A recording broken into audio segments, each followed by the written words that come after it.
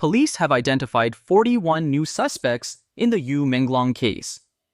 A single sentence from law enforcement was powerful enough to paralyze the entire entertainment industry. It did not arrive through a dramatic broadcast or a carefully orchestrated press release. It appeared abruptly, stark and unfiltered, carving through the pre-dawn silence with the precision of a blade. Those words did not merely inform the public, they detonated within it. In the span of a heartbeat, every assumption surrounding the tragedy evaporated, replaced by a fear so pervasive that even the most established agencies felt the ground shift beneath them. The message struck the country at an hour when darkness still owned the sky. Only moments earlier, Beijing had been wrapped in its usual stillness. But at 4:17 in the morning, the skyline flickered, not with lightning, not with the failure of a power grid, but with something that felt almost symbolic.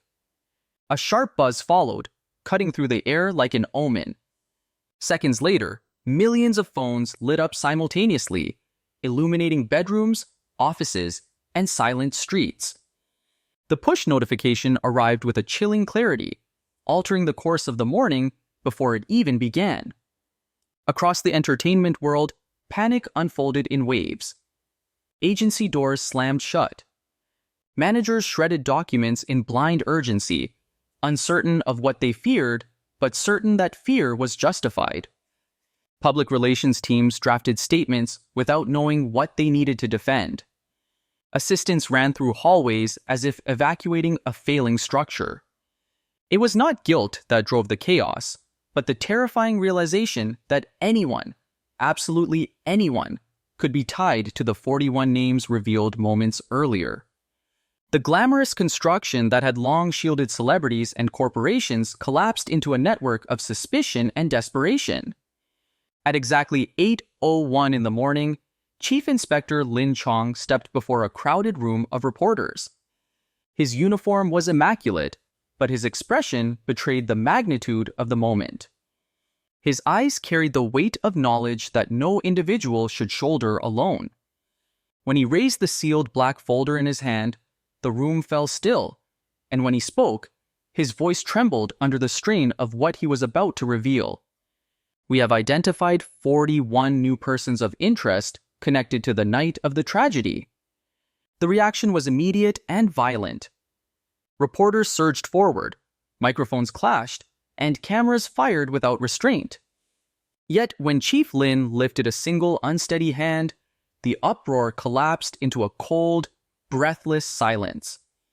In that silence, he delivered a truth far more devastating than the first announcement. These 41 individuals belonged to 6 distinct groups, each carrying its own motive, and one of the groups was still active. In that moment, it became evident that this was no longer a case bound by simple facts. It was a system, structured, deliberate, and far more intricate than anyone had imagined. But behind the glamour and the excuses, what mechanisms are really driving this crisis? We will analyze every detail, from the initial mistakes to the irreversible damage, to see how the entertainment world works and how an icon is redefined. Phase 4 will cleanse the rest. The hours following Chief Inspector Lin Chong's announcement unfolded with a speed and brutality that left no time for denial. Even before journalists could gather their composure, the foundational question had already begun to echo through the public consciousness. How could 41 new persons of interest appear so suddenly, so decisively, and with connections so specific that they forced the police to restructure the entire narrative of the Yu Menglong tragedy? To understand the scale of the crisis, one must begin where the collapse truly started, in the early morning haze, when the first fragments of truth pierced through the wall of silence surrounding the case. The official statement was only the surface. Beneath it lay months, possibly years, of movements, messages, transactions, and disappearances that no one had connected until this moment. Chief Lin's demeanor, strained and heavy, was the first indication that the police had stumbled onto something far greater than an isolated incident. When he opened the sealed black folder at 8:01 in the morning, he did not merely read names. He revealed structure, order, layers, a network arranged with intention. The 41 individuals were not a random cluster of acquaintances. They belonged to 6 distinct groups, each with internal patterns, behavioral anomalies, and motives that intersected at a single point, the night of the tragedy. The first group, known as the Whisper Network, consisted of anonymous accounts, influencers, and shadow bloggers whose online activity aligned too precisely with the events that unfolded. Their cryptic posts, delivered hours before the tragedy, suggested foreknowledge. They never interacted publicly, yet their phrasing was identical, their timing synchronized, and their behavior immediately after the event suspiciously uniform. It was the first thread in a tapestry of deliberate coordination. The second group, the Vanishing Staff, was composed of individuals who had been physically present in Yu Menglong's orbit, yet disappeared in the hours following the incident. Their digital footprints terminated abruptly, their employment records contained unexplained gaps, and their last known locations aligned with restricted zones. Investigators found no evidence of struggle, no signs of voluntary departure. They had simply stepped out of recorded existence. The third group, called the Night Visitors, introduced a darker, more enigmatic element. 4 figures entered the building between 1 and 3 in the morning. They did not register their names, bypassed security systems with methods that should not have been possible, and wore matching black wristbands marked with a broken circle symbol. Infrared footage revealed unusually low body temperatures, an anomaly that sparked a wave of speculation across the public. Beyond their silent passage through the building, nothing else about them was known. The fourth group, the Early Emergency Team, shook even seasoned investigators. Their arrival, 11 minutes before any emergency call was made, contradicted every established protocol. Their uniforms and badges passed verification, but the vehicle they used did not exist in any registry. 2 members carried no digital history at all, as though their identities had been erased or never created. The unsettling question emerged internally. Were they responding to an event that had not yet occurred? The fifth group, labeled the Financial Shadows, added a layer of calculated intent. 8 individuals made synchronized money transfers on the night of the tragedy. Each transfer amounted to 47,000 yuan. Each bore cryptic notes, such as Stage 1 completed and Drop Point executed. Investigators could not conclusively determine whether the payments were meant to prevent something or to initiate it. The pattern implied planning, communication, and hierarchy. The final group was perhaps the most haunting. The ones who should not exist. These were individuals with no visible identity, linked only by distorted recordings, encrypted messages, and audio files captured months before the tragedy. Their repeated statement, "We were there," became an unsettling refrain throughout the investigation. The fact that these recordings predated the incident indicated that preparation had been underway long before the public knew anything was amiss. Taken together, the 6 groups revealed a pattern too deliberate to ignore. What appeared at first to be a single tragedy involving Yu Menglong had expanded into a structural mystery with multiple layers, coordinated actions, and an unknown objective. Every clue pointed to the same realization. This was not coincidence. This was architecture. And the architecture was built for something far larger than the world had been prepared to confront. The moment the press conference ended, the turbulence that had shaken the briefing room spread outward like a shockwave. It did not take minutes or hours. It happened instantly. Agencies, studios, public relations firms, and management companies across Beijing collapsed into a state of organized chaos, that no crisis manual had ever anticipated. The revelation of 41 persons of interest had not simply implicated unknown individuals. It had cast suspicion across the entire entertainment world, creating an atmosphere where every door, every hard drive, every signature, and every past interaction became a potential liability. Inside major agencies, executives shouted contradictory orders. Some demanded an immediate evacuation of staff, urging employees to leave before the building became a target of speculation. Others insisted on the opposite, commanding everyone to remain inside, away from cameras, drones, and curious onlookers. In certain offices, lights were cut abruptly, suggesting an attempt to conceal activity or erase evidence. Assistants sprinted through hallways carrying stacks of documents, while managers hovered anxiously over computers, deleting files with trembling hands. The very architecture of the industry seemed to bend beneath the weight of fear. Then, at precisely 11:59 in the evening, a 19-second audio file emerged online from an anonymous source. It contained no username, no caption, and no visible origin. It was simply titled 41.wav. The recording consisted of footsteps, a door slamming, hurried breathing, and a single whisper. They know about the 41. Move now. Within 1 hour, the file achieved 3 million reposts, 7 million comments, and nearly 1 million conspiracy threads. The digital environment erupted into a full-scale meltdown. The public, once merely curious, was now engulfed in collective alarm. Many were convinced that the suspects formed a coordinated network and that the police had only revealed the smallest fraction of what they knew. This growing panic deepened when a new leak surfaced, not from external hackers or opportunistic bloggers, but from within the investigation itself. A collection of documents belonging to Chief Inspector Lin Chong appeared online, marked with internal codes and confidential stamps. Among the materials was a single line that ignited public hysteria. One of the 41 is a well-known figure with direct ties to multiple agencies. No name was listed, no description, no initials. Yet the implication alone was catastrophic.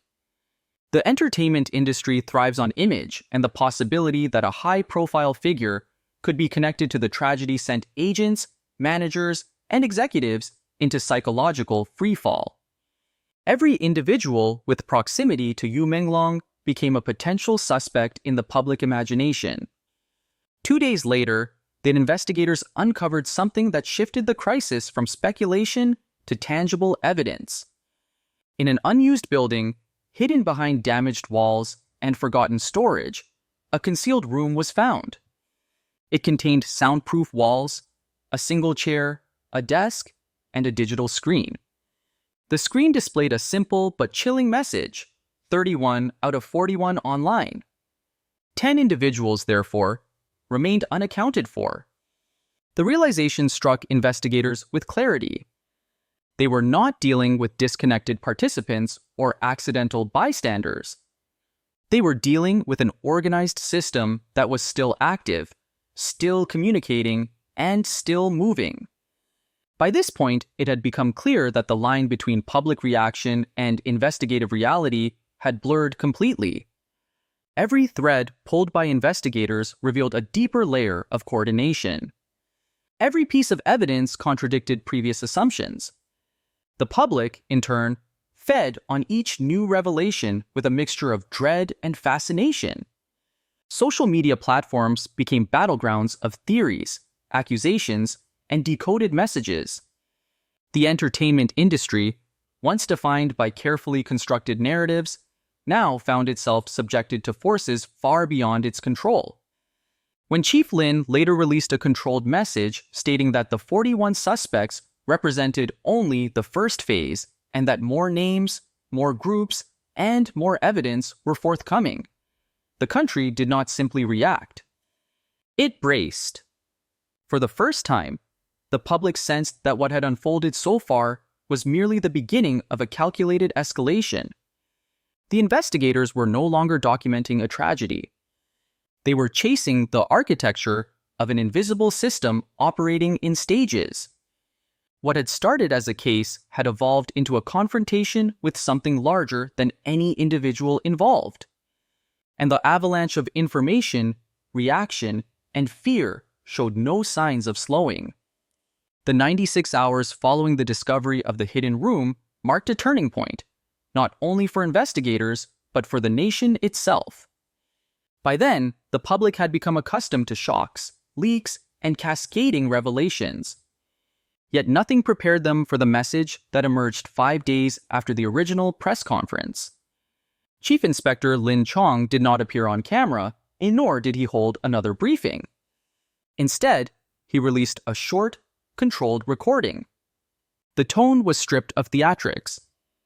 The message was cold, almost clinical. The 41 suspects are only phase 1. We are preparing to release phase 2. There are more names, more groups, and more evidence of coordination. The declaration carried the weight of inevitability. It implied a structure, a sequence, and a deliberate progression. The tragedy involving Yu Menglong was no longer framed as an isolated collapse. It was becoming a multi-phase operation, the scope of which remained unknown even to the investigators leading the charge. The final words of the recording deepened the tension.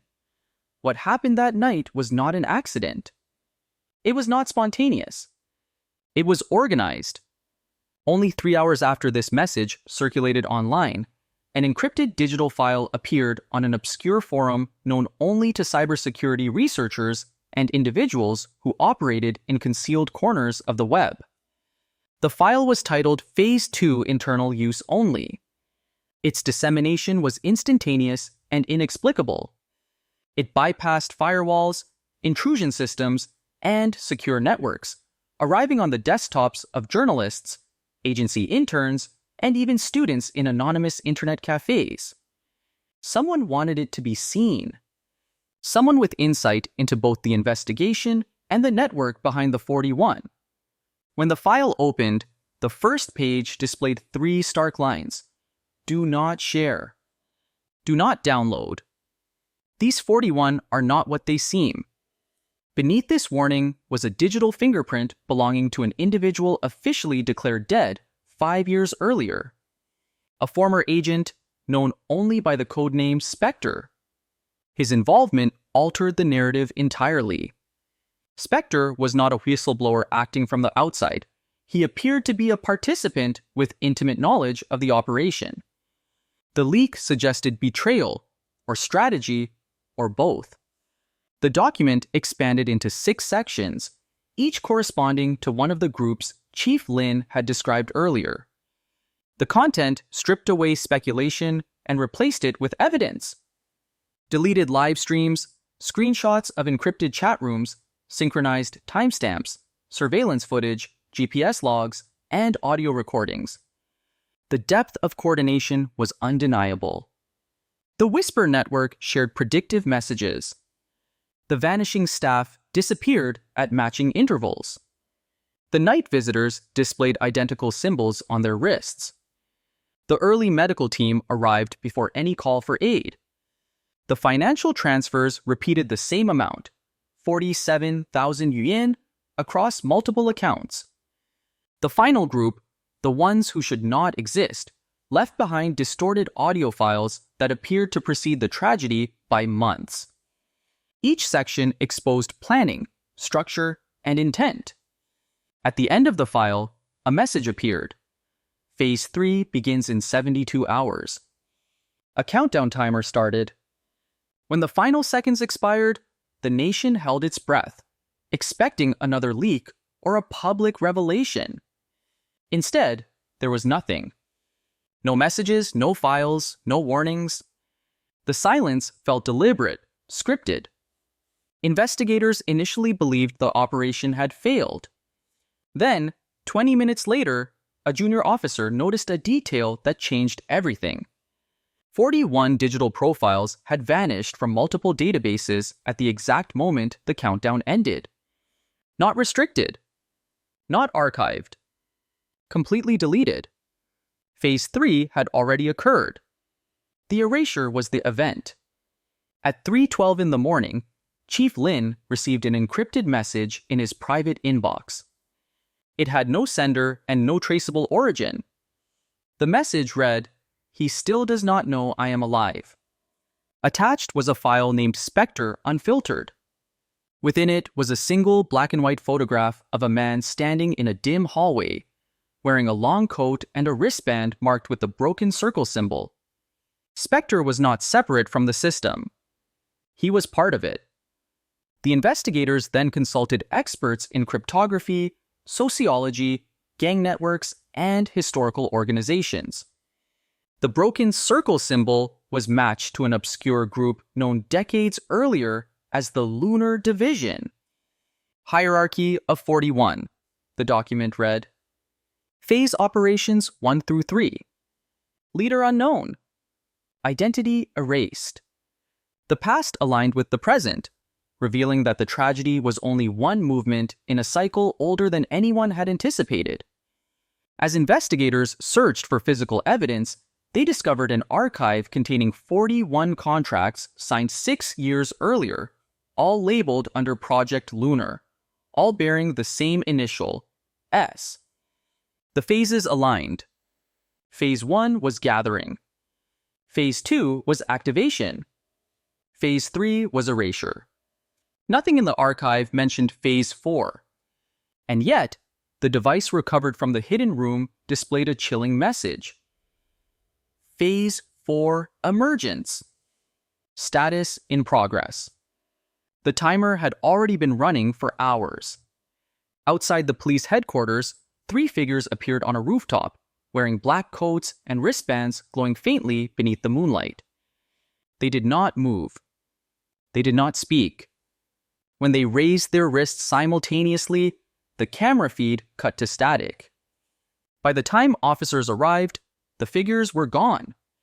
In their place lay a folded piece of paper containing a single message. 41 were chosen, 11 have fallen, 30 remain.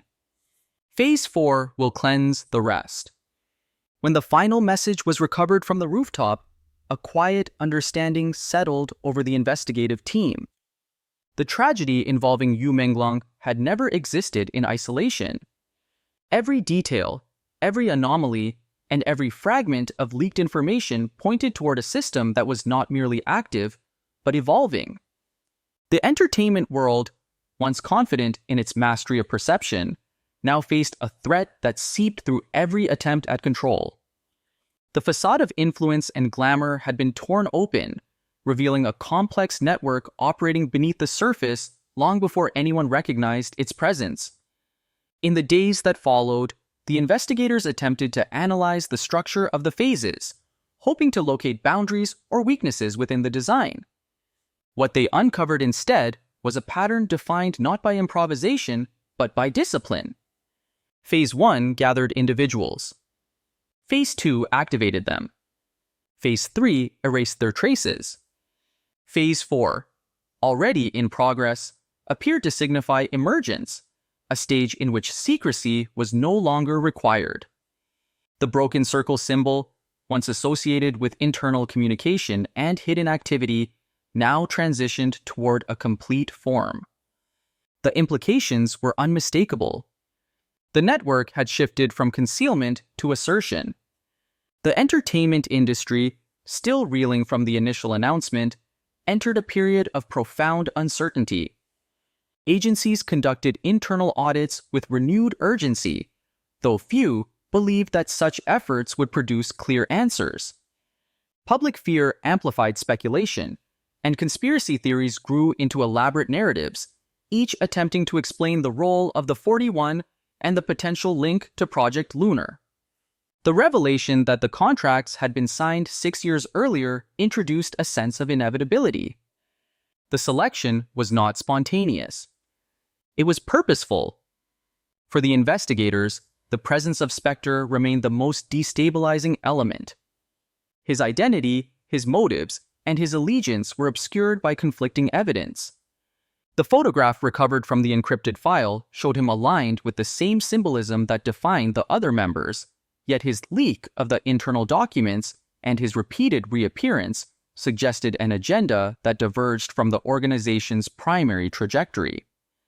Whether he intended to expose the system, redirect it, or manipulate it remained an unresolved question. Experts from multiple fields attempted to map the origins of the lunar division, tracing references through fragmented archives, historical footnotes, and abandoned records. Their findings suggested a lineage of influence that extended far beyond the modern entertainment world. The broken circle, recorded in faded ink and incomplete sketches, represented a cycle of selection, activation, and elimination. The restored circle recovered from the rooftop indicated a new phase, one in which the network no longer operated in the shadows. As the investigation widened, the emotional toll began to show. Chief Inspector Lin Chong, who had carried the weight of every revelation, faced the realization that the tragedy was only one manifestation of a larger system. Every attempt to expose the truth seemed to awaken deeper layers of the network, as though each action taken by investigators fulfilled a role predetermined within the structure of the phases. The line between discovery and provocation blurred. In the final hours before the agency prepared its next briefing, a sense of quiet dread settled across the headquarters. The rooftop message had left no ambiguity. The organization had not retreated. It had accelerated. The investigators understood that the next stage, whatever form it would take, would emerge beyond the boundaries of their current knowledge. The silence that followed was not the stillness of resolution, but the pause before another movement in a cycle that had been unfolding long before the public became aware of it. The case had transformed from an examination of individual actions into a confrontation with a system that operated with precision, secrecy, and intent. And as the evidence suggested, the system was far from finished. Phase 4 will cleanse the rest.